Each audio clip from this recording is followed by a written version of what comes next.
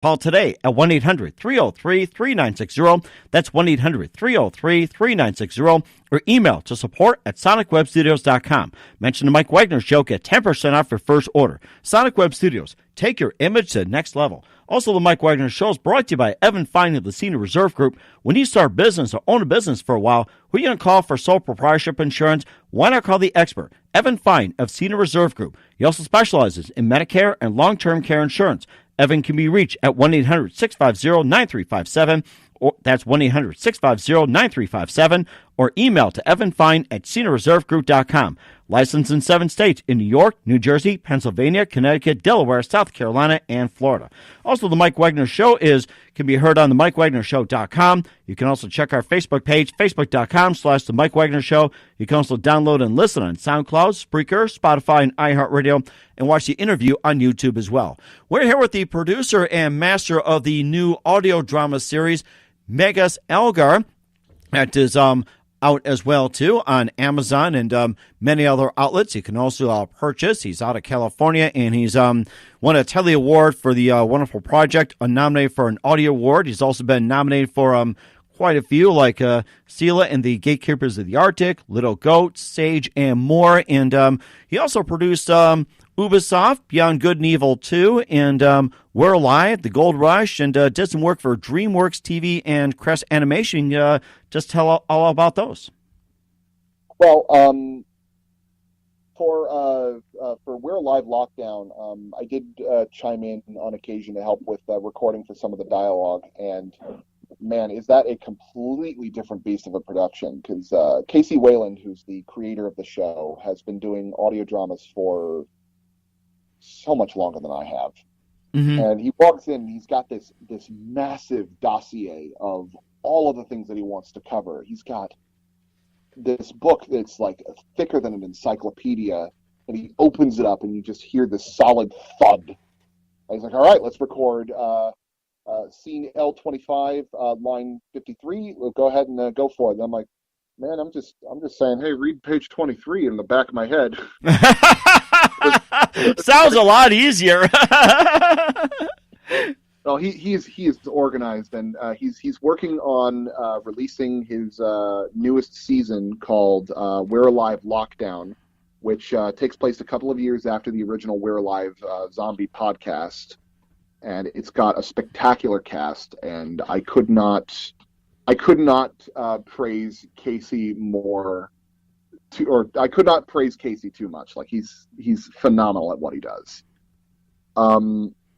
As for Sela, Gatekeepers of the Arctic, I worked on some sound design for that. I did a lot of the cleanup and things like that. Little Goat, I was the editor and Foley artist on, which is an absolute trip of a film if you ever end up finding it somewhere in the dregs of the internet. Mm-hmm. I've worked with DreamWorks TV. I did a series called Draw My Dream, where we would interview kids about the dreams they had, and we would have a DreamWorks artist doodle out all the pictures. We'd time-lapse the pictures, animate them, and then do some sound design and release them once a week on YouTube for about 2 years. Mm-hmm. I was the one that did all the editing and sound design on that, which was an absolute blast. And it was a very, very hectic pace where they like, all right, we want you to create this 5-minute video in less than a week. You've got a day to piece together all the stuff. You've got a day to get all the sound effects down. You've got a day to get the animation slotted in. And it was just like pop, pop, pop, pop, pop, pop, pop.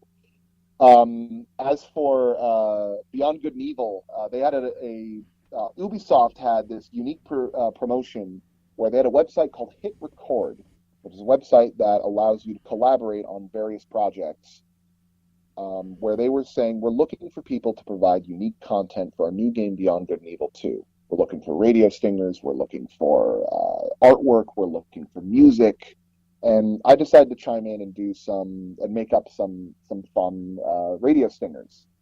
And they had like thousands of entries, and I ended up getting picked up. They said, this is fantastic, this is exactly what we're looking for.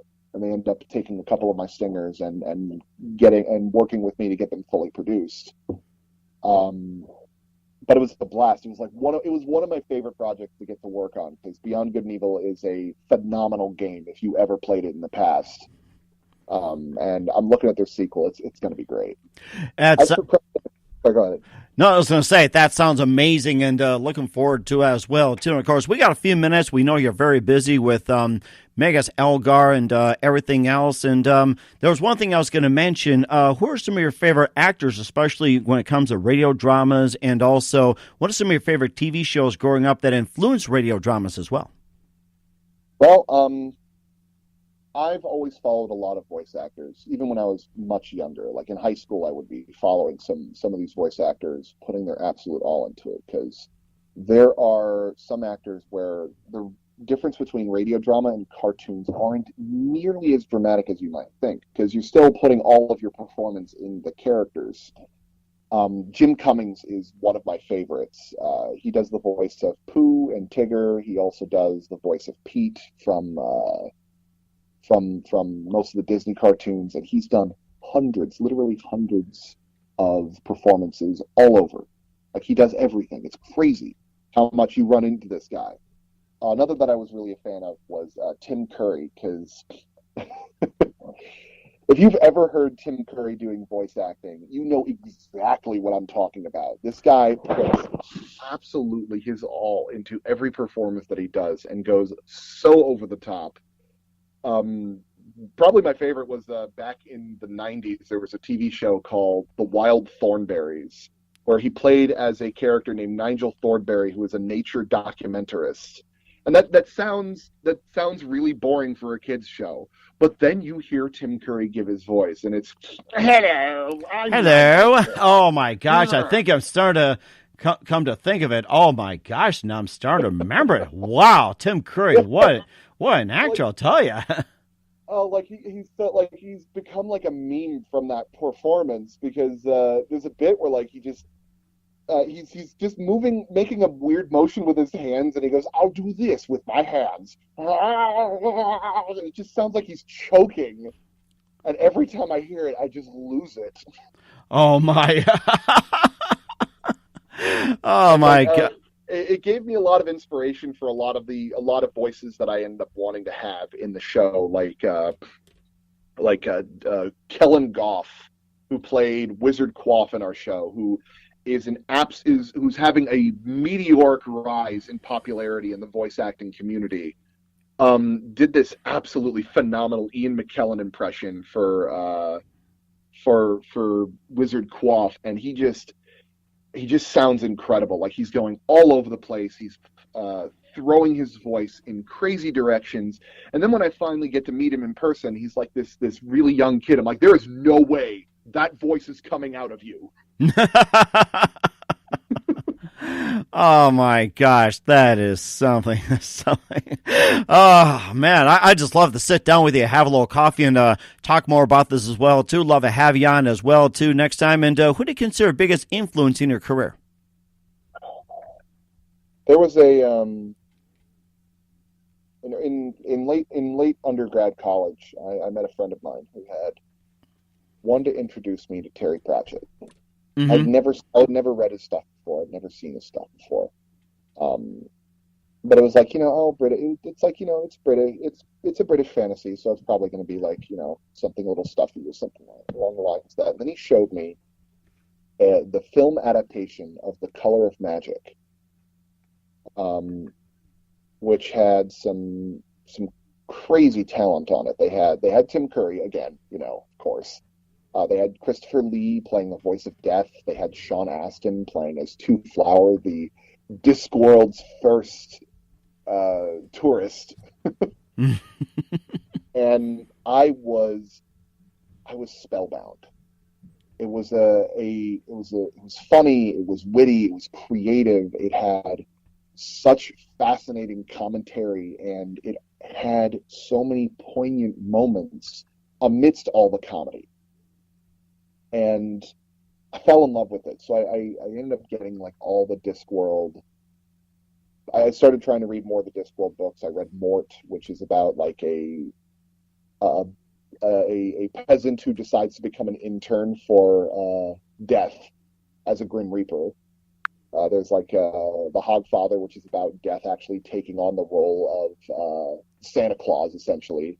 There's Going Postal, which is just about like a postal service, which you like. It's a book about postal service. How could you make that entertaining? Sure enough, it's phenomenal. And I know there's another one that I need to read at some point called Raising Steam, which I need to give a chance. But the one thing that I really liked about Terry Pratchett is that he takes mythology and has fun with it, but not like mocks it. He's very respectful of it. It's more of, he points out how absurd the nature of mythology and creation myths and even at some points belief. But he never gets to the point where he casts it aside, where he dismisses it. Mm-hmm. My favorite quote from him, and I'm bastardizing this quote, so forgive the paraphrasing, was from the end of Hogfather.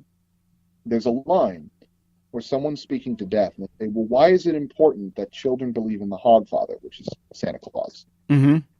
And Death says, to get kids to believe in a lie is a very important thing. Because if you can get a kid to believe in a small lie like Santa Claus, you can get them to believe in big lies like truth, justice, honesty, dignity, honor. Which at first sounds like really heartbreaking at first, of like this idea of like this is such a pessimistic view on it. But he continues and says, but that's the beautiful thing about children, is that if they believe in something hard enough, completely, it has this unusual habit of coming true and becoming real. That is something. Wow, amazing. Of course, we just have a couple of minutes here before we let you go here. You've been great, and I'd like to have you on again. What's the best advice you can give to anyone right now? And of course, after Magus Elgar, what are some of your upcoming projects, and what's your website, and how can people contact you? Okay. The advice that I can give to you is that when I first started making Magus Elgar, before I started it, I was convinced that I did not have the talent or the expertise or the wherewithal to make something. I thought I couldn't direct. I thought I couldn't write.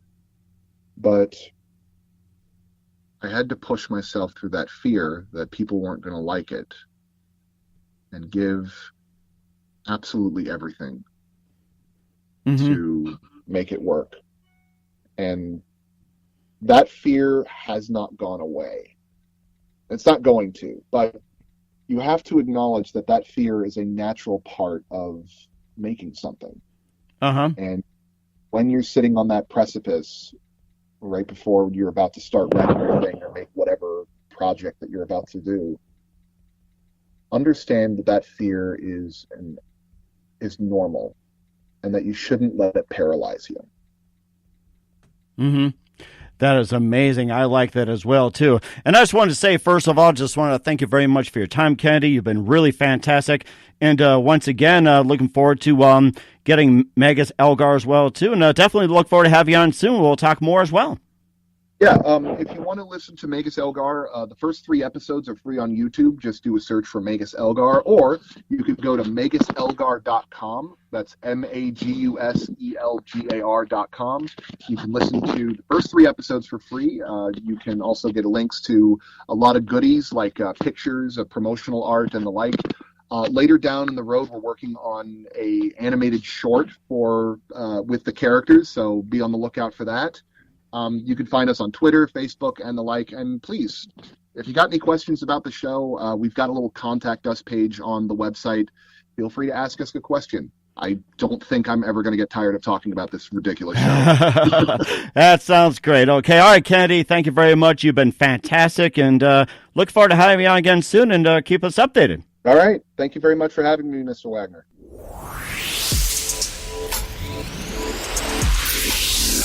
Thanks for listening to The Mike Wagner Show, powered by Sonic Web Studios. Visit online at sonicwebstudios.com for all your needs. Listen online at themikewagnershow.com and on Facebook, SoundCloud, Spreaker, Spotify, and iHeartRadio. And watch the interview on YouTube. Also, become a sponsor of the program and or donate today at themikewagnershow.com. Join us